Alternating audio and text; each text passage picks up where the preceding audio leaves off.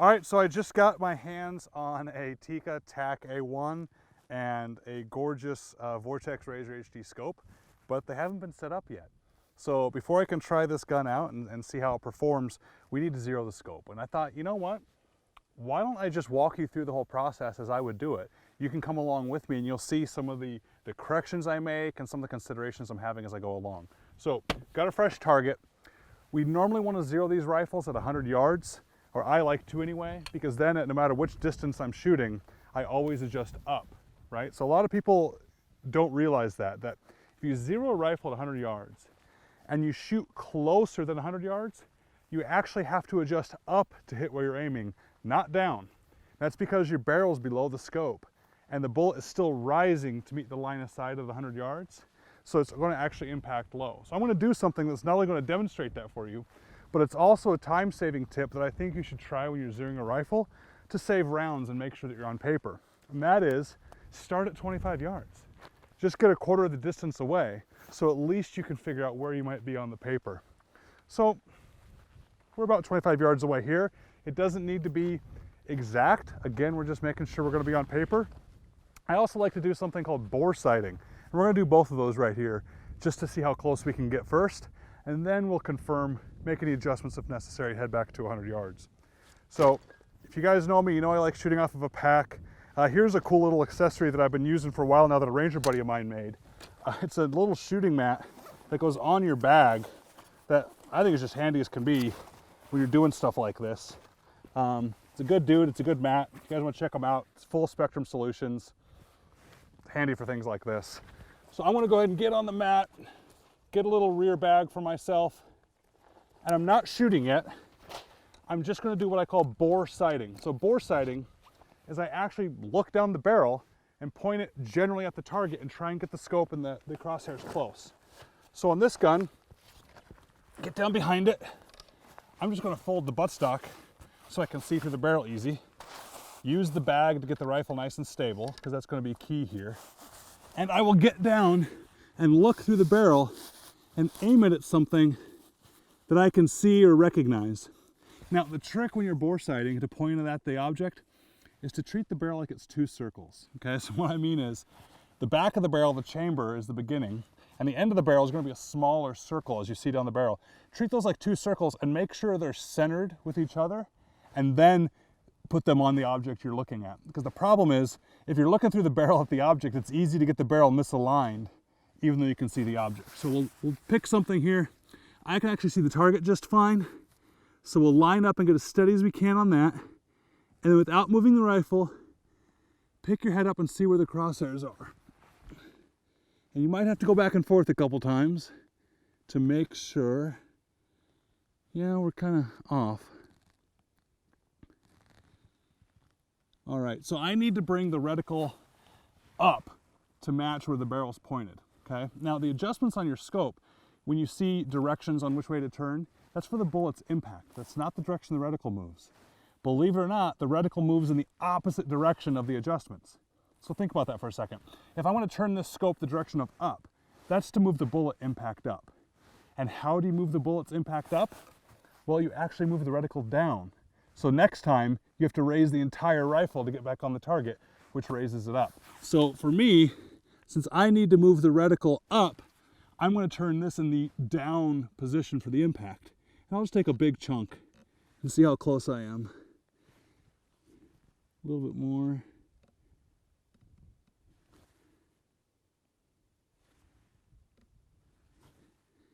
That's pretty darn good for the elevation. For the windage, remember opposite, the same thing.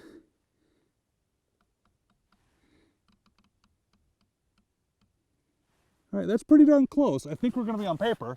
So now we can go ahead and send it around, and at least it'll be somewhere where we can see the impact. It's not going to be off in the distance somewhere and have no idea where we're shooting and wasting ammo. So let's go ahead, put the bolt back in. That helps. Get our eye and ear pro on. And just take one shot at 25 yards and see what it does for us.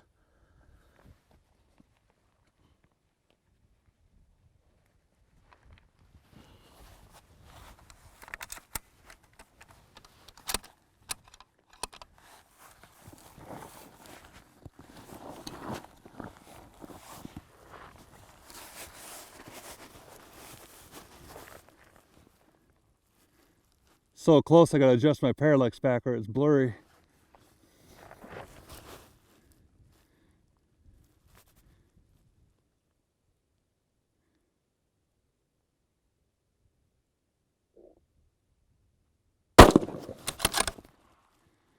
Okay. Now I still reloaded because that's the habit you should get in when you run a bolt gun. But I'm gonna unload now. We don't need to shoot a group. We just want to see where it's at. Let's go ahead and walk down to the paper and see what we got. I'm gonna leave my bag here, but I'll bring the rifle with us. I'll show you why.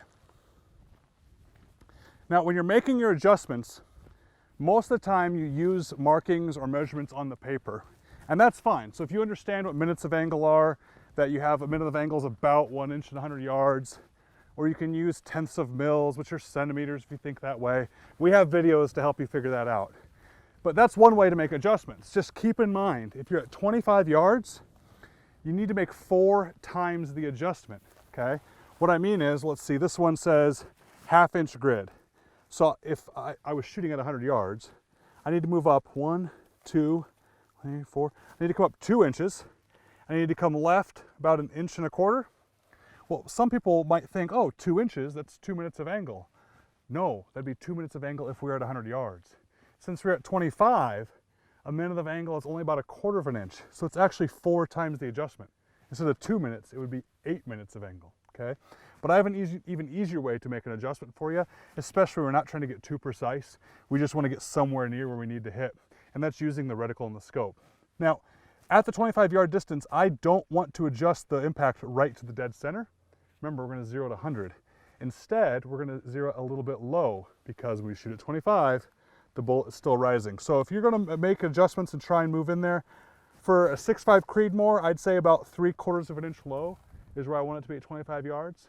For a 308, about 1 inch low at 25 yards is going to hit right about dead onto the 100. So let's go back now and use the method of using our reticle.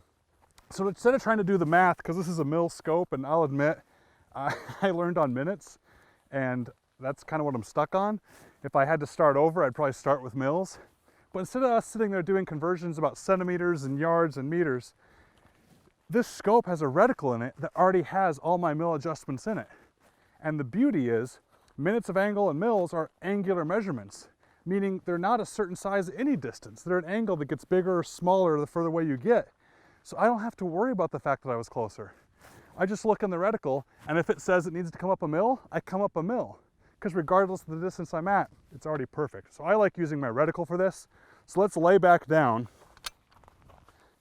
and take a look at the reticle and see how much we would need to adjust to get that impact about 3/4 inch low.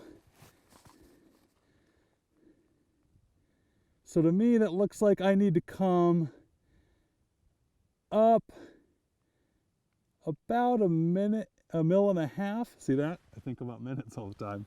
We need to come up about 1.5 mils. So let's see, that's 1 mil. I'll do a little less than 1.5 mils. And I need to come to the left 1 mil. Now I'm actually going to move it the direction it says for left, because I want to move the impact of the bullet. 1 mil left, okay? If you want to, you can take the time and reshoot it here, but I know we're going to be on paper, so let's go ahead and move back to 100 and shoot a group, and we can actually adjust off of the group. Here's another reason you're going to like to see this pad. I don't have to roll it up each time. I can just let it drag behind me, because I don't care. It makes it easy. If I have to get up and go somewhere in a hurry, I don't have to worry about picking up too many things. Just drag it and let's go. Now the reason we're going to go shoot a group, and why I think it's worthwhile just to go to the 100, is you're not really ever supposed to adjust off of just one shot. Because you don't know if you made an error, if it's just the accuracy deviation of the rifle, who knows? You always want to adjust off of a group so you can have a trend. But we're trying to make this as painless as possible and use as least amount of rounds as possible. So we'll wait to shoot our group up here. Now, when you're shooting, especially when you're trying to get groups, I believe more in the theory of a cold shooter than I believe in a cold gun or a clean bore shot. Take some time to warm up. I'm going to do that. I'm going to lay down, I'm going to dry practice a few times, and make sure that the reticle's not moving when I'm pulling the trigger before I go ahead and put rounds in. So we're 100 yards away now. Let's lay our pack back down and shoot some more and see what we can do.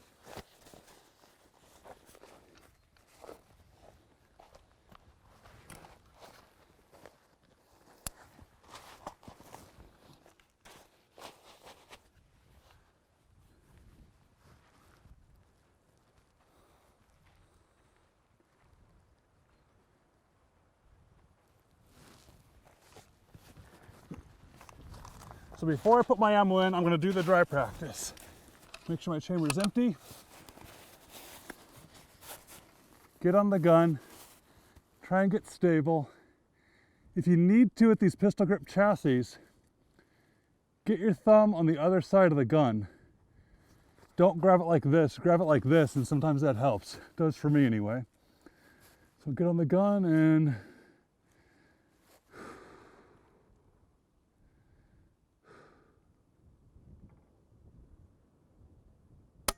oh, I moved it a little bit there. Let's try that again. When you're shooting, focus only on the reticle. Ignore the target if you can, and put steady pressure on the trigger. That one felt better. All right, let's shoot a group and see what we can do.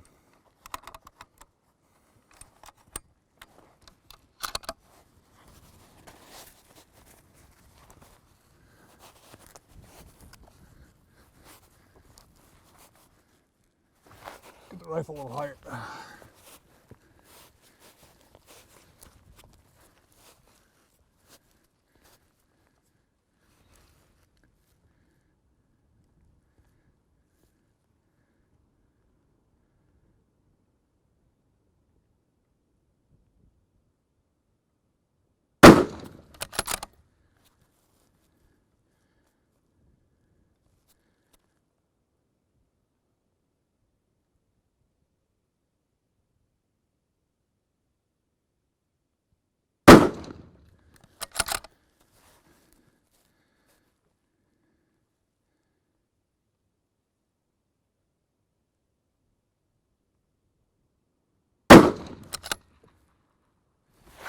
All right, let's go down and see our group.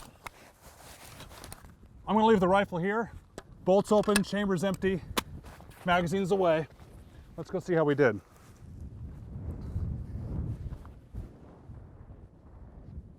Now, I can tell you right now, if I'm already seeing the group, I screwed something up. Maybe that's the benefit for you guys to see this live, is we can make a mistake and see what happens. But whatever adjustments I did at 100 yards, I made them too much. So either I read the reticle wrong and saw the numbers wrong, or I didn't confirm that it was actually a mil reticle. Whatever I did, I moved it too far. So let's go figure it out, what we need to make adjustments to hit. And here's the deal. I mean, I'll go back and watch this video and kick myself for whatever I did wrong, but it doesn't matter. The group's on the paper. Instead of me sitting here and dwelling about what happened, we're just gonna look at where the group actually is and then make adjustments from there to get on the target. So you might have heard when I was on the rifle there, I said to focus on the reticle and steady pressure on the trigger. That's the key. If you can do that and try to especially ignore your rounds, you'll be better off. So I saw the first bullet go into the target way high. I try to ignore that, and if you have problems shooting groups, get a target that has like all sorts of mess of speckles all over it. I have some I've made that I give away for folks. We'll try and put a link for one in here. And what it does is it hides and camouflages where your impacts are, so you don't subconsciously do it. Like, that's not a great group. It's enough to adjust off of, but here we go. So whatever it is, I was expecting to be here. I made double the adjustment, but here we are. So we can measure on this, on the minutes of angle that we need to come down, because that's how I think. I'd say the center group is about there. So we come down 1, 2, about 3 minutes. Come left 1 minute. We can convert that to mils, or again, we can measure in the reticle and see what's going on. So let's go make our adjustment and shoot another group and see if I can tighten that up a little bit and get it on target. So when I'm talking about that camouflage target about not seeing the rounds, the reason is, if you're honest with yourself, you'll have this subconscious effect sometimes of you see you're missing a little to the left, so you'll start favoring a little to the right when you're trying to shoot the rest of your group. And that's horrible, right? I mean, that's good if your goal is to hit the target. But when you're zeroing or you're shooting a group, your goal is not necessarily to hit the target. Your goal is to get accurate information about how your equipment is set up. And if you're fudging a little bit one way or the other, not only is your group not going to be as good as you want, because you're now going to ruin the group by getting closer to the center, you're also not going to have good information for a baseline for your rifle. So when you're zeroing, allow the group to be off the target as long as it's on paper. I could have stopped after the first round and made an adjustment, but I don't care about hitting the center yet. I just care about seeing what that combination does for me. So maybe I'll figure out what I made for the adjustment wrong. Maybe I won't, but we'll make some adjustments and go from there.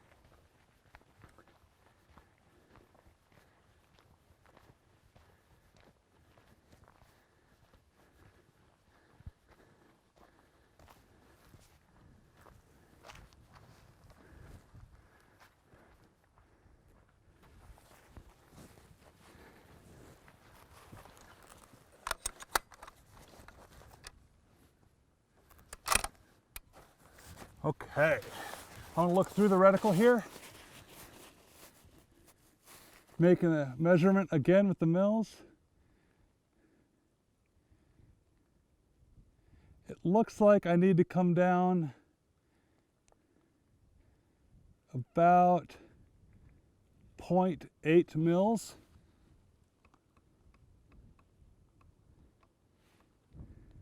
That's right there. And I need to come left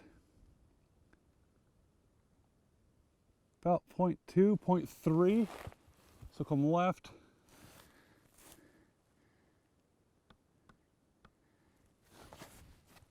Let's shoot another group and see what we can do.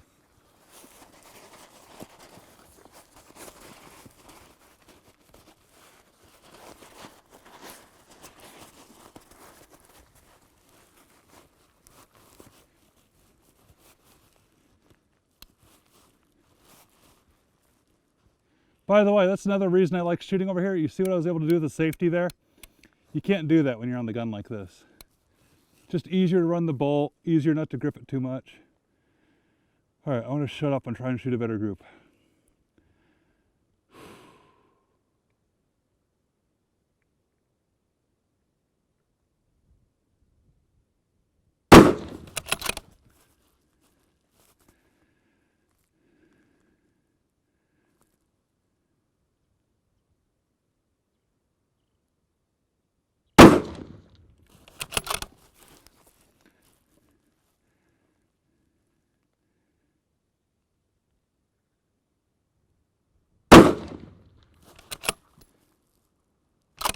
Let's shoot some more.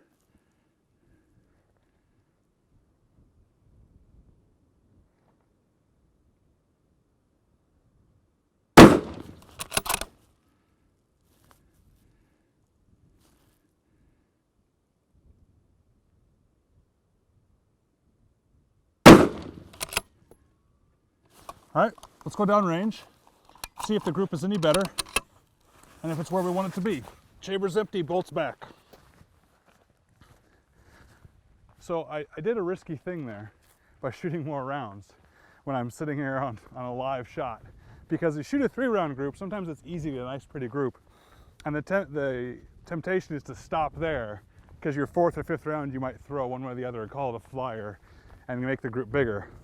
But as far as the statistics or probability go, the more rounds that you shoot, the better idea you're going to get of your group, and not just happen to have a couple good shots. So if you picture where the rifle's pointed, and you have like a cone of inaccuracy, that's the best thing to call it, I guess, where the round can go anywhere within that. So if you have a gun that shoots a minute of angle for accuracy, that means when the barrel is even locked in a vise, that bullet can end up anywhere within a minute of angle. Well, sometimes you as the shooter might accidentally be about a half minute to the right when you pull the trigger. Well, if that bullet happens to be to the left side of its area, and then the next shot you shoot accidentally too far to the left, and the bullet happens to be the right side of its area, you're going to have 2 bullets in the same hole and think it's the best gun ever, when really you just missed the right way. In the next group, the opposite can happen. You can have double the effect. So more rounds is better to get a statistical probability. All right, let's see what we did here. Okay, Looks like I shot 2 groups. My group's a little better. It's a 1/2 inch group because it's a 1/2 inch grids. So a 1/2 minute of angle gun, that's awesome. That's shooting good. I don't know if that's the perfect ammo for it or not. We could definitely shoot another group. Here's a trick for you. Whenever you take a picture, because you want to post this on Instagram, you'll be like, hey, look at me and look at my group. You should always use something for scale, right? So that they can see how big the group is. And here's another trick. If you use like your thumb or a coin, you go like that. And you show how small the group is, and you just cover up the bad part. I know that's what you guys are doing when you put your coins up there. So that's something to do. I don't know which is the real group. Honestly, I'm okay within a 1/2 minute of 100 yards if I'm gonna be a little high or a little low. So if I assume that's the whole group, and I'm gonna have to pick which side I'm gonna be, because maybe your scope only adjusts so minutely or finitely, I'd rather be a little low. Because at least if you miss a target when you're shooting low, you're likely to see the dirt impact, you're likely to see where it is. If you end up being a little too high and you're shooting at targets and you shoot over something, it's gonna be a lot harder to tell where the miss is. So here, honestly, I would come up about a 1/2 minute of angle because that's the center of my group. And then I would slip my scales and shoot out at distance. But I hope this helps you see my warts and mistakes and all, how you can go through this. And what do we do that in? I think I shot 5 rounds that last group. Shot 3 rounds before and 1 at 25. So I mean, under 10 rounds, we've zeroed the rifle and we have a pretty good feel about, even if I messed up those groups, how accurate that system can be. Go out, try it with your gun, and don't freak out when something doesn't work the way it's supposed to. Just realize you've got what you got and adjust from there. I hope you enjoyed this. Thanks for watching.